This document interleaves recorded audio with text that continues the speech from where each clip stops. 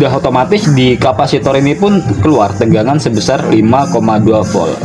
Nah, ini lalu masuklah ke IC ini yang saya bilang, yang saya sebutkan tadi, yaitu IC di kapasitor lagi di sini.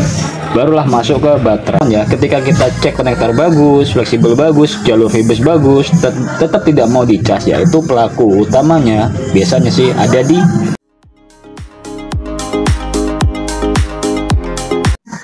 Ya, halo kawan-kawan, jumpa lagi dengan saya Ridwan, dan di sini saya ada satu unit HP yaitu Samsung A51, dan HP ini lemparan dari sebelah kawan-kawan ya. Ya nggak tahu sih kenapa dioper ke saya.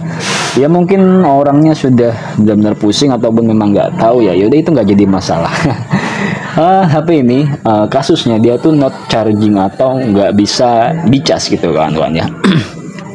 Dan ini sebelumnya udah saya lakukan pengecekan, tapi belum saya eksekusi. Nanti kita eksekusi sama-sama ya, mulai dari analisa, pengukuran hingga eksekusi, biar kita sama-sama paham ya.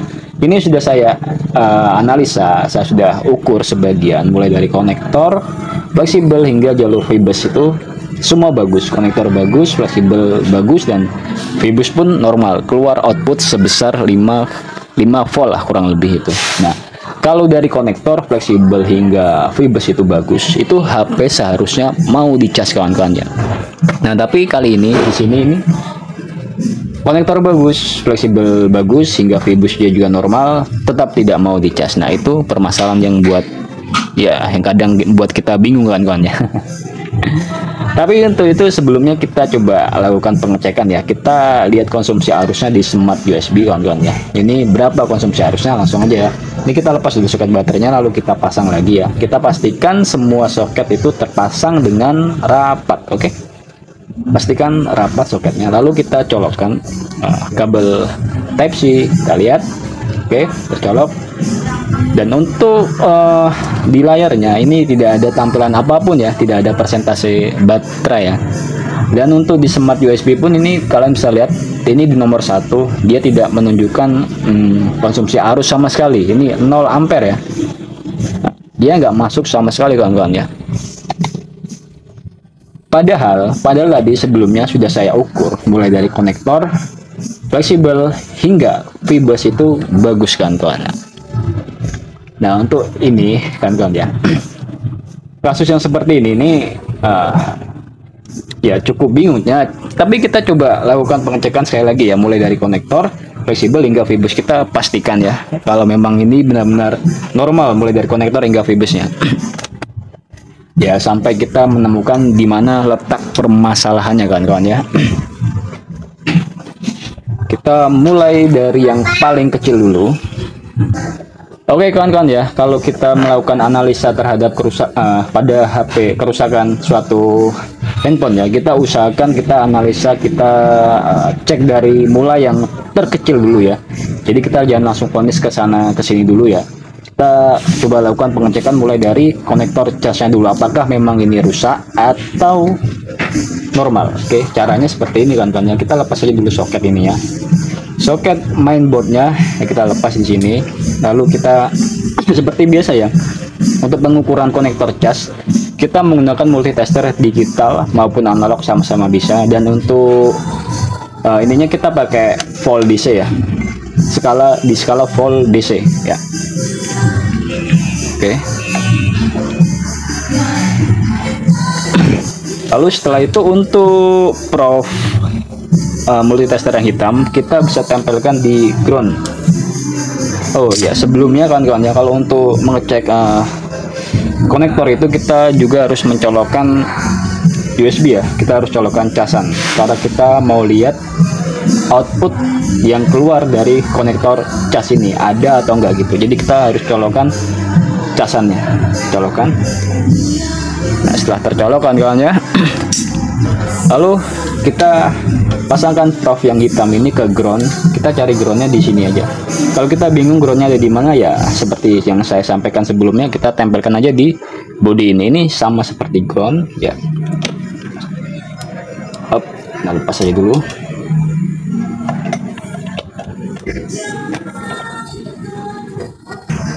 Oke, lanjut untuk ground kita tempelkan di body ini ya. Setelah itu kita yang merah, prof merah multitester, kita bisa tempelkan ke salah satu bagian ini ya kawan-kawan ya. Nih di soket konektor casnya nih, baik itu kanan ataupun kiri. Jadi salah satu dari kanan ataupun kiri ini harus mengeluarkan tegangan sebesar kurang lebih 5 volt ya kawan-kawan ya. Jadi kalau di antara kanan ataupun kiri tidak ada tegangan, sama sekali tidak ada tegangan saat kita lakukan pengecekan ini, itu ya artinya konektornya rusak. Jadi minimal harus ada salah satu, baik itu kanan ataupun kiri, itu harus mengeluarkan tegangan sebesar 5 volt ya kurang lebih. Jadi kalau salah satunya mengeluarkan tegangan 5 volt, berarti konektornya dalam kondisi baik kawan-kawan ya. Oke, langsung aja ground kita tempelkan di sini, dan coba yang plus kita tempelkan di sebelah kanan dulu. Kita bisa lihat. Oke, untuk multitester ya ini ya sebelah sini ya. Untuk multitester tidak menunjukkan suatu nilai apapun kawan-kawan ya. Artinya bukan di sini. Coba kita pindah ke sebelah kiri. Ya. Oke. Dan di sebelah kiri sudah terlihat nilai sebesar 5,2 volt kawan-kawan ya. Kalau bisa lihat di multitester sudah menunjukkan nilai sebesar 5,2 volt ya. Artinya ini menandakan bahwa konektor casnya dalam kondisi normal ataupun dalam kondisi baik kawan-kawan ya. Jadi konektornya nggak rusak kan. Dan yang kedua kawan-kawan ya, setelah itu kita pasangkan ini fleksibel boardnya ya, kita pasangkan. Nah ya, kalau tadi kan kita ukur sebelah sini keluar sebesar 5,2 volt ya. Jadi kita urutkan ya. Misalkan di kiri keluar tegangan 5,2 volt, berarti di sini juga ya, bagian ini juga seharusnya dia mengeluarkan tegangan sebesar 5,2 volt ya. Ini sudah jalur fibus kan kawan ya, termasuk jalur fibus ya. Ya, kita langsung aja lakukan pengukuran kawan-kawan ya. Tetap kita colokkan cas ya. Oke, untuk posisi ground tetap di sini ya. Oke ya, lalu kita tempelkan yang merah ke bagian ini kawan-kawan ya. Ya, keluar sebesar 5,2 volt kawan-kawan ya. Dan kalau yang sini pasti kosong. Tuh, tidak keluar, tidak menunjukkan nilai apapun.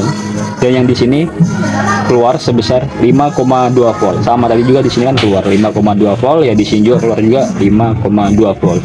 Jadi sampai di sini kawan-kawan ya, untuk konektor terus fleksibel dan fibus, ini kan jalur fibus termasuk. Ini baik kan kawan, normal. Nah, seharusnya kalau HP sudah ada tegangan mulai dari konektor, fleksibel hingga fibus normal, seharusnya bisa dicas. Tapi di HP ini tidak bisa sama sekali. Nah, ini kan bingung. Nah, kalau yang seperti ini, sudah seperti ini, kalian temukan hal yang seperti ini kalian nggak perlu ya kalian ganti konektor buat full set ataupun ganti baterai, ganti fleksibel, karena itu bukan masalahnya, bukan penyakitnya kan. Jadi kalau sudah seperti ini mengarah ke IC kan ya. Apa itu? Yaitu IC OPV. Yaitu IC OPV yaitu overprotector voltage ya kawan-kawan ya. Ya, letaknya kalau untuk A51 kawan-kawan ya.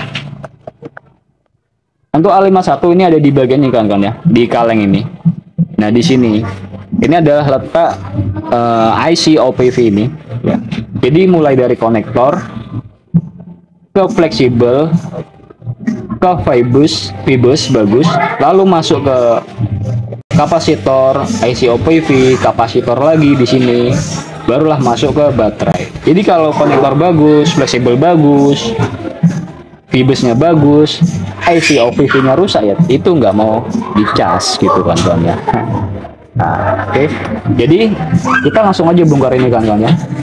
Kita bongkar kaleng yang ini terpisah. Jadi kita bongkar kaleng ini, nanti kita bakal eksekusi IC OPV-nya kawan-kawan ya, mudah-mudahan bisa. Ya kawan-kawan, di sini ya letak IC OPV-nya ya. Di kaleng bagian ini yang kecil ini. Nah, ini letak IC OPV-nya. Nanti ini kita akan bongkar ya. Tapi terlebih dahulu jangan lupa kita lepas dulu semua kamera-kameranya. Karena kita akan melakukan pembloweran. Jadi jangan sampai gosong.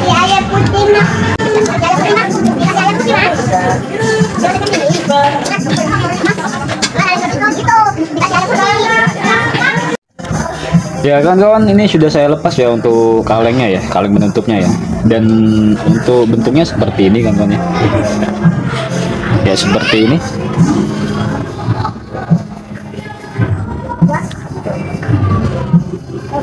Dan di sini ada beberapa komponen, yaitu lebih ke kapasitor kan ya. Dan untuk tampilan skemanya seperti ini kan ya. Saya perjelas dulu. Oke, ini kawan-kawan ya. Kalau tadi kan kita ukur di konektor cas itu keluar arus sebesar keluar tegangan 5,3 volt, terus di fleksibel pun keluar, dan di sini pun juga keluar 5,2 volt. Jadi di bagian kapasitor ini kawan-kawan ya, yang saya tunjuk ini ya, saya perbesar. Ini keluar tegangan 5,2 volt. Jadi kalau di fleksibel tadi kita ukur itu keluar tegangan sebesar 5,2 volt, itu sudah otomatis di kapasitor ini pun keluar tegangan sebesar 5,2 volt. Nah, ini lalu masuklah ke IC ini yang saya bilang, yang saya sebutkan tadi, yaitu IC OPV. Dan setelah ke sini keluar lagi ke kapasitor ini. Dan biasanya kawan-kawan ya, ketika kita cek konektor bagus, fleksibel bagus, jalur fibus bagus, tetap tidak mau dicas, yaitu pelaku utamanya biasanya sih ada di bagian IC OPV ini kawan-kawan ya. Kalau di sini rusak kawan-kawan, IC-nya ini rusak, maka tidak akan ada tegangan yang keluar di bagian kapasitor ini kawan-kawan ya. Oke nih. Ya. Di sini sudah keluar tadi ya. Sini sudah keluar 5,2 volt. Terus ini IC-nya rusak, maka di kapasitor yang ini dia tidak akan mengeluarkan tegangan sebesar 5,2 volt. Nah, ini yang membuat HP tidak mau dicas walaupun semua konektor fleksibel fibus itu dalam kondisi normal, tapi kalau ininya rusak ya tetap tidak mau dicas. Jadi bagaimana caranya? Cara mengatasinya yaitu kita lakukan ini, kita angkat IC ini ya. Kita angkat IC ini lalu kita langsung bypass aja langsung, karena saya tidak ada spare partnya ya. Kita langsung bypass aja dari kapasitor ini ke sini kan ya. Tapi sebelumnya coba kita ukur dulu untuk di kapasitor ini apakah dia mengeluarkan tegangan sebesar 5,2 volt ya kawan ya. Dan kita juga akan ukur kapasitor ini apakah dia keluar tegangan sebesar 5,2 volt. Kalau di sini tidak keluar sebesar 5,2 volt ya, fix benar IC ini rusak kawan. Mari kita ukur sama-sama.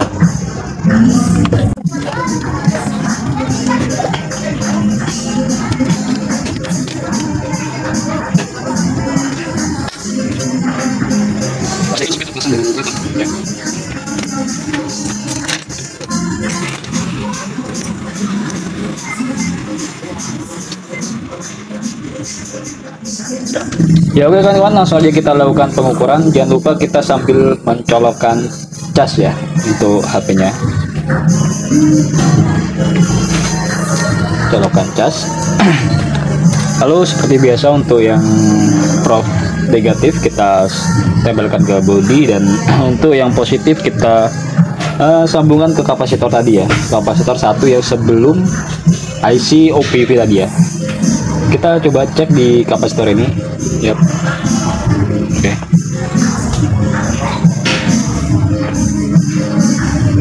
Gak keluar.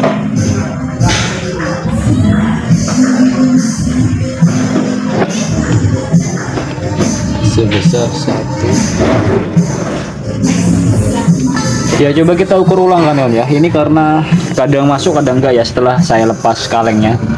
Kita ukur dari bagian bawah fleksibel ini ya. Seperti biasa. Ya.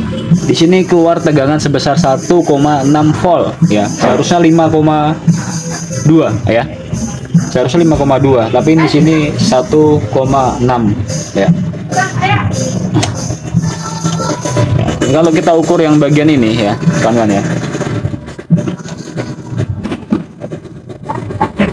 Kita ukur di sini, ini 5,2 ya.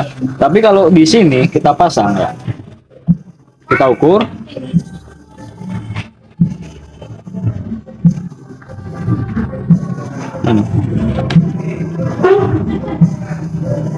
Dia cuma 1,6 volt ya kawan-kawan ya.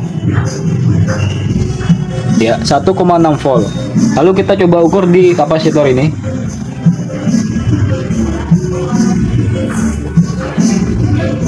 Satu koma 6 volt juga kawan-kawan ya. Ini kapasitor sebelum IC ini ya, sebelum IC OPV ini ya. Setelah itu kita coba ukur di kapasitor setelah IC. Nah, ini kosong kawan-kawan ya. Kosong ya. Kemungkinan besar ini IC-nya rusak seperti yang saya katakan di awal tadi kawan-kawan ya. Nah, jadi kita ya coba kita panasin dulu IC ini, kita goyang sedikit apakah dia mau ya. Coba.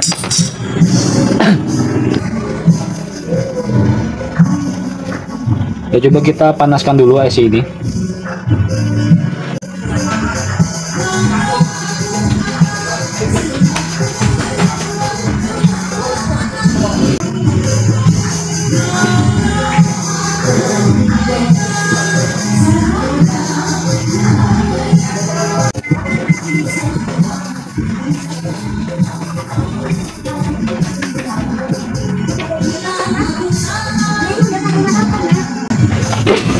Yang bener ya Allah, abang marah aja. Ya oke kawan-kawan ya, untuk IC OPV nya ini udah saya cabut nih, ini saya lepas aja IC OPV nya ya. Ini kecil banget seperti ini ya,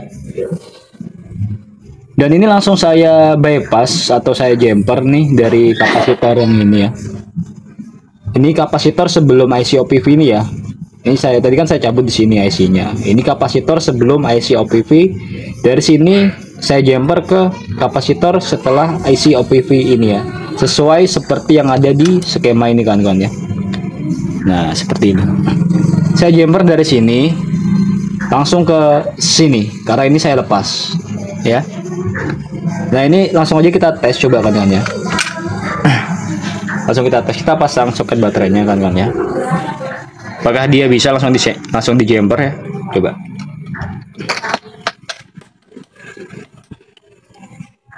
Kita colokkan cas ya kawan-kawan.